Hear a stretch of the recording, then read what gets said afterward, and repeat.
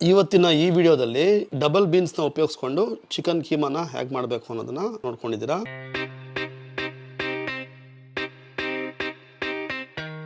150 ಇಂದ 200 ಗ್ರಾಮ್ ಅಷ್ಟು double beans ನ ಪೂರ್ತಿ ರಾತ್ರಿಯಿಂದ ಸೋಕ್ ಮಾಡಿ ಇಟ್ಕೊಂಡಿರುವಂತದ್ದು.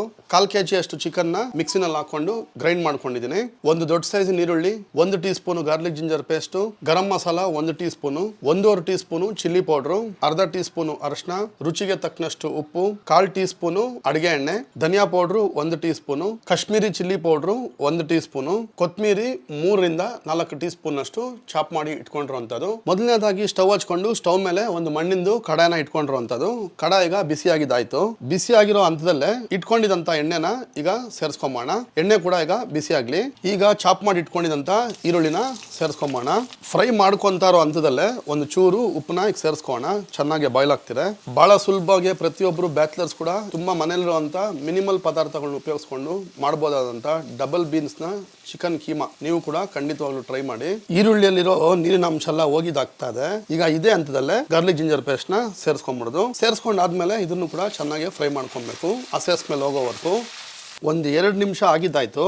ಹಸೆ ಸ್ಮೆಲ್ ಹೋಗಿದೆ. ಈಗ ಅರಿಶಿಣ, ಕಾಶ್ಮೀರಿ ಚಿಲ್ಲಿ ಪೌಡ್ರು, ಗರಂ ಮಸಾಲ, ಧನಿಯಾ ಪೌಡ್ರು, ಖಾರ ಪೌಡ್ರು ಇಷ್ಟನ್ನೆಲ್ಲ ಹಾಕೊಂಡಾದ್ಮೇಲೆ ಒಂದು ಚೂರು ಇದಕ್ಕೆ ನೀರನ್ನ ಸೇರಿಸ್ಕೊಬೇಕು.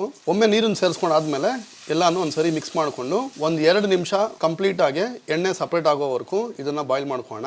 ಅಗತ್ಯ ಇತ್ತು ಅಂದ್ರೆ ಒಂಚೂರು ನೀರು ಸೇರಿಸ್ಕೊಳ್ಳಿ. ಹಾಕಿದಂತ ಪದಾರ್ಥಗಳು ಎಲ್ಲಾದ್ರೂ ಹಸೆ ಸ್ಮೆಲ್ ಹೋಗೋವರೆಗೂ ಇದೇ ರೀತಿ ಲೋ ಫ್ಲೇಮ್ ನಲ್ಲಿ ಇಟ್ಕೊಂಡು ಫ್ರೈ ಮಾಡ್ಕೋಣ. ಎಣ್ಣೆ ಚೆನ್ನಾಗಿ ತೇಲ್ತಾ ಇದೆ. ನೀರಿನ ಅಂಶ ಎಲ್ಲ ಹೋಗಿದಾಯ್ತು. ಇವಾಗ ಚಿಕನ್ ನ ಸೇರಿಸ್ಕೊಂಬೋಣ. ಚಿಕನ್ ಕೀಮಾನ ಸೇರಿಸ್ಕೊಂಡಾದ್ಮೇಲೆ ಎಲ್ಲಾ ಮಸಾಲಗಳನ್ನು ಸೇರ್ಕೊಳ್ಳೋ ತರ ಒಂದ್ಸರಿ ಕ್ಲೀನ್ ಆಗಿ ಕಲ್ಸ್ಕೊಂಬಿಡಿ. ಇದಕ್ಕೆ ಒಂದು ಚೂರು ನೀರನ್ನ ಸೇರಿಸ್ಕೋಣ. ನೀರನ್ನ ಸೇರಿಸ್ಕೊಂಡು ಆಗಿದ ತಕ್ಷಣ ಇದು ಆಯಿಲ್ ಸಪ್ರೇಟ್ ಆಗೋವರೆಗೂ ಮೀಡಿಯಂ ಫ್ಲೇಮ್ ನಲ್ಲಿ ಇಟ್ಕೊಂಡು ಬಾಯ್ಲ್ ಮಾಡ್ಕೊಬೇಕು. 2-3 ನಿಮಿಷ ಆಗಿದ್ದಾಯ್ತು. ಚಿಕನ್ ನಲ್ಲಿ ಇದ್ದಂತ ನೀರೆಲ್ಲ ಚೆನ್ನಾಗಿ ಬಿಟ್ಕೊಂಡಿದೆ. ಆಮೇಲೆ ಕಲರ್ ಪೂರ್ತಿಯಾಗಿ ಚೇಂಜ್ ಆಗಿದೆ. ಚಾಪ್ ಮಾಡಿ ಇಟ್ಕೊಂಡಿದ್ದಂತ ಕೊತ್ತಂಬರಿನ ಒಂದು 0.5% ಅಷ್ಟು ಈಗ ಸೇರಿಸ್ಕೊಂಬೋಣ. ಸೇರಿಸ್ಕೊಂಡ್ ಆದ್ಮೇಲೆ ಡಬಲ್ ಬೀನ್ಸ್ ನ ಈಗ ಸೇರಿಸ್ಕೊಂತ ಇರೋಂಥದ್ದು. ಸೇರಿಸ್ಕೊಂಡಾದ್ಮೇಲೆ ಒಂದ್ಸರಿ ಮಿಕ್ಸ್ ಮಾಡ್ಕೊಂಬಿಡಿ. ಮಿಕ್ಸ್ ಮಾಡ್ಕೊಂಡ್ ಆದ್ಮೇಲೆ ಒಂದು ಚೂರು ನೀರನ್ನ ಸೇರಿಸ್ಕೊಂಬೋಣ.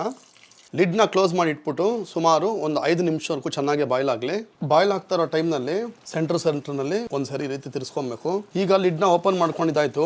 ಪೂರ್ತಿಯಾಗಿ ನೀರೆಲ್ಲ ಅಬ್ಸರ್ವ್ ಆಗಿದೆ. ಇದು ಈಗ ಇದೇ ರೀತಿ ಮೀಡಿಯಂ ಫ್ಲೇಮ್ ನಲ್ಲಿ ಇಟ್ಕೊಂಡು ಸ್ವಲ್ಪ ನೀರಿನ ಅಂಶ ಎಲ್ಲ ಡ್ರೈ ಆಗೋವರೆಗೂ ಇದನ್ನ ಹಿಂಗೆ ಬಾಯ್ಲ್ ಮಾಡ್ಕೋಣ. ಈಗ ಇದೇ ಹಂತದಲ್ಲೇ ಉಪ್ಪು ಕರೆಕ್ಟ್ ಇದೆಯಾ ಅಂತ ಒಂದ್ಸರಿ ಚೆಕ್ ಮಾಡ್ಕೋಣ. ಅಗತ್ಯ ಬಿದ್ರೆ ರುಚಿಗೆ ತಕ್ಕನಷ್ಟು ಉಪ್ಪನ್ನ ಅಡ್ಜಸ್ಟ್ ಮಾಡ್ಕೊಳ್ಳಿ. ಚಪಾತಿ ಜೊತೆಲಿ ಆಗಿರ್ಬೋದು, ಅನ್ನದ ಜೊತೆಲಿ ಆಗಿರ್ಬೋದು, ಬಹಳ ಅಂದ್ರೆ ಬಹಳ ಪೀರಿಯರ್ ಆಗಿ ತುಂಬಾ ರುಚಿಕರವಾಗಿರ್ತದೆ. ನೀವು ಕೂಡ ಒಮ್ಮೆ ಮಾಡ್ಕೊಂಡು ಟ್ರೈ ಮಾಡಿ. ಈಗ ಇಟ್ಕೊಂಡಿದಂತ ಕೊತ್ತಂಬರಿನ ಸೇರಿಸ್ಕೊಂಬೋಣ. ಸೇರಿಸ್ಕೊಂಡಾದ್ಮೇಲೆ ಸ್ಟವ್ ನ ಟರ್ನ್ ಆಫ್ ಮಾಡ್ಕೊಂಡು ಇದೇ ರೀತಿ ಇದ್ರ ಮೇಲೆ ಇಟ್ಕೊಂಬೋಣ. ಚೆನ್ನಾಗಿ ಅದು ಬಿಸಿಗೆ ಇಟ್ಕೊಂತೀರಿ ನೀರೆಲ್ಲ. ಡಬಲ್ ಬೀನ್ಸ್ ನ ಉಪಯೋಗಿಸ್ಕೊಂಡು ಚಿಕನ್ ಕೀಮಾನ ಹೇಗೆ ಮಾಡಬೇಕು ಅನ್ನೋದನ್ನ ನೋಡ್ಕೊಂಡಿದ್ದೀರಾ.